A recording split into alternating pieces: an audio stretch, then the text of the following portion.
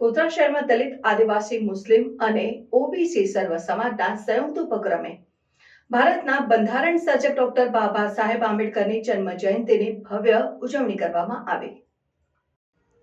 ગોધરામાં doctor Baba Saheb Ambedkar જન્મ જયંતિની ભવ્ય ઉજવણી। રેલીના પ્રવેશને લઈ તણાવ, પોલીસની મંજૂરી બાદ યથાવત માર્ગે રેલીને મંજૂરી।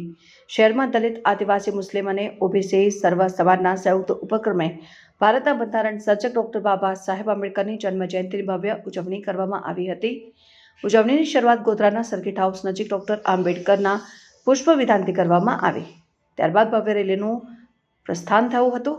રેલી શહેરના વિવિધ વિસ્તારો, સિવિલ હોસ્પિટલ, પાંજરાપોળ, નગરપાલિકા અને પટેલવાડા મારફતે મુસ્લિમ વસાહત તરફ આગળ વધી હતી। આ દરમિયાન સ્થાનિક પોલીસ દ્વારા રેલીને મુસ્લિમ વિસ્તારમાં પ્રવેશ ન કરવાનું જણાવતા તણાવજનક સ્થિતિ સર્જાઈ હતી। વિરોધ રૂપે ભીમ સૈનિકો અને રેલીમાં જોડાયેલા લોકોને રસ્તા ઉપર બેસી શાંતિપૂર્ણ વિરોધ નોંધાવ્યો હતો।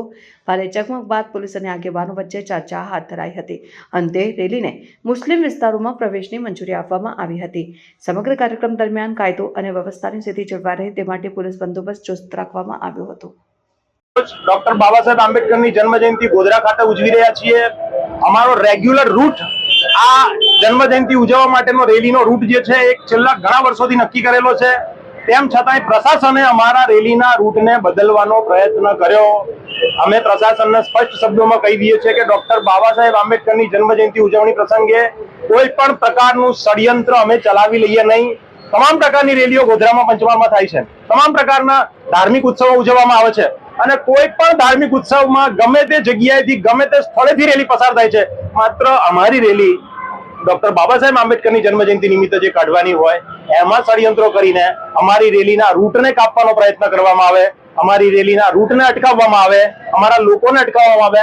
આ પ્રકારના કોઈ પણ ષડયંત્રો બીજી વાર અમે ચલાવી લઈશું નહીં અને અમને ખબર છે કે આ ષડયંત્ર કોણ અને કેમ કરી રહ્યું છે, પણ આ પ્રકારના ષડયંત્રો બીજી વાર અમારી વિરુદ્ધમાં કરવામાં આવશે। ઉગ્રમાં ઉગ્ર આંદોલન પંચમહાલ જિલ્લામાં કરીશું। પ્રશાસન સ્પષ્ટપણે જાણી લે આ વાતને।